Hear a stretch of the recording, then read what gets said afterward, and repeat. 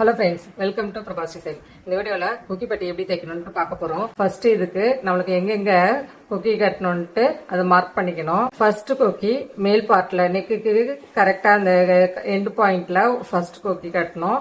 அடுத்தது லாஸ்ட் பார்ட்டில் கட்டணும். அதுக்கப்புறம் இந்த ரெண்டு பார்ட்டுமே இப்படி மடிச்சு வச்சு அதோட சென்டர் பார்க்கணும். அதோட சென்டர் பார்த்து அதுக்கு சென்டர்ல கரெக்டாக மார்க் பண்ணிக்கணும்.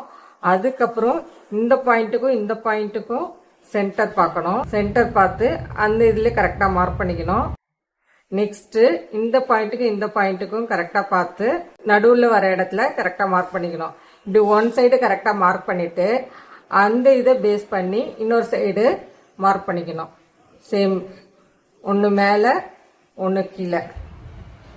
இது மாதிரி நீங்க மார்க் பண்ணிட்டு ஸ்டிச் பண்ணும்போது பர்ஃபெக்டா வரும். குக்கி ஏத்தறக்க இல்லாம நீட்டா அழகா வரும்.